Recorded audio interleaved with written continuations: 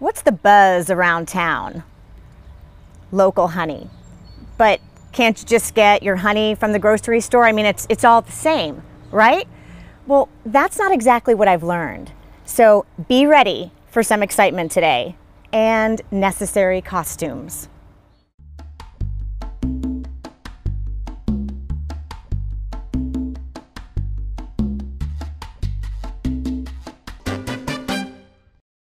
I first noticed this guy at the Beavers Farmers Market on Saturday mornings, and my children refer to him as the honey man or the bee man. And they would always make sure to get his honey sticks, and then we would walk through the market and buy what we needed to buy. But he actually has a real name. This is Tom McCormack of McCormack Honey Farms, and I thought it would be really cool to talk with him today about local honey, the benefits of it, how is it made, everything that you want to know about honey. So, honey, if I can call you that. Sure, all the women call me honey. All the women. So first, tell me, what is the benefit of local honey, honey that is made in your area? A lot of people buy the local honey with the idea that it may help their allergies. I can't make that claim, but people come to me on a regular basis and say, this honey has helped my allergies, even the bee pollen. I have people that stop taking their shots and just take the bee pollen. I only buy honey from you, but I know that there's many varieties on the shelves. And do they have any merit? Some people like buckwheat honey. Now, you have to like that flavor of buckwheat to eat buckwheat honey. There's usually not much of that available on the shelf. You don't see as much on that you used to. Mostly it's all extracted honey, liquid honey. What are some things they need to look for? On the back of it, all the honey has to have a label as to where it's produced. So a lot of it on the back of the label, sometimes in little microscopic black letters, you can barely read them, they'll tell you. Right now, Vietnam, communist Vietnam, is the largest exporter of honey to the United States. We don't produce enough honey in the United States to fill all of our needs, so we have to import it. I would rather see you buy honey from, if not from the United States, from Argentina or someplace like that. Try to buy local if you can. Any local beekeeper. And don't be afraid to ask the beekeeper to see where that processes his honey. They should be able to say, I welcome you in anytime. I love the red bamboo honey. And then I noticed there's that lighter variety. So why different colors? The different colors of honey come from the different flowers. All flowers produce a different flavor of honey. That's why we put our bees right in the middle of yellow sweet clover, this tall, but there's a lot of other things blooming at the same time. So we call it clover wildflower. Now, when they're working Japanese knotweed, the very invasive plant that we have all around this area, it's a white flower, produces a beautiful red honey, the color of red wine. And that's the best flavor we have. So you just can't buy it by color. You don't buy ice cream by color. No, sir. Oh, give me a green ice cream. No. You give me an ice cream that's got that flavor that I want. So talk to me about bees, the shortage of bees. What happens if... We've had a lot of problems and a lot of disappearing bees and so forth. My feeling is, now that we have a good control over the mites.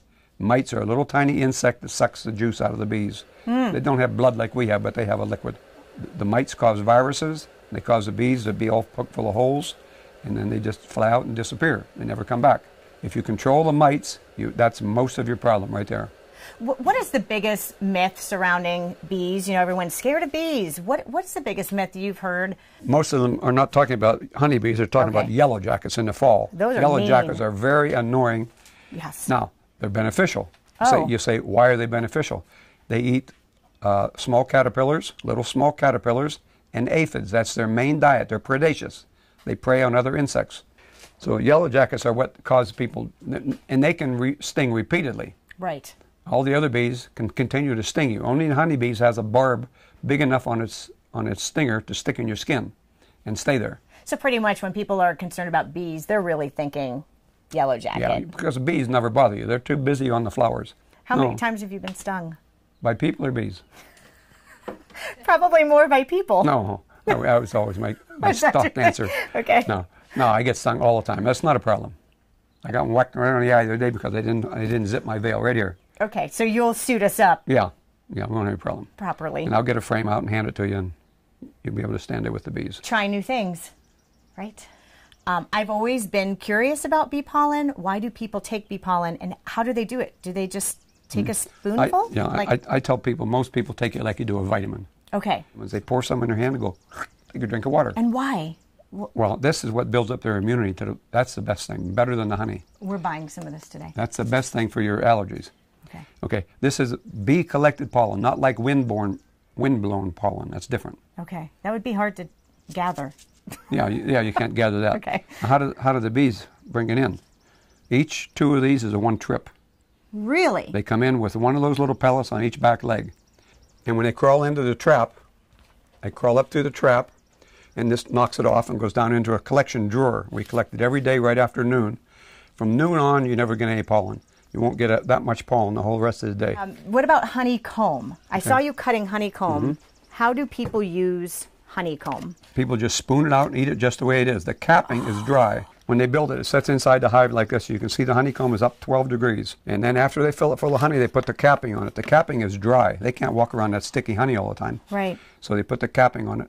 The capping will dissolve in your mouth. The wax will not. Okay. So you just take a spoonful out. You can spread it on a piece of bagel or a toast and just eat it just the way it is. Yes, you look fancier than I do. Sometimes the wind blows that back like that, and then they get you in the face, you see. But it's not windy today. No, you pull it here. Like that. Don't fall down. Be sure to try local honey for the health of it. Right. Oh, they're cute. You what? They look cute. I don't know.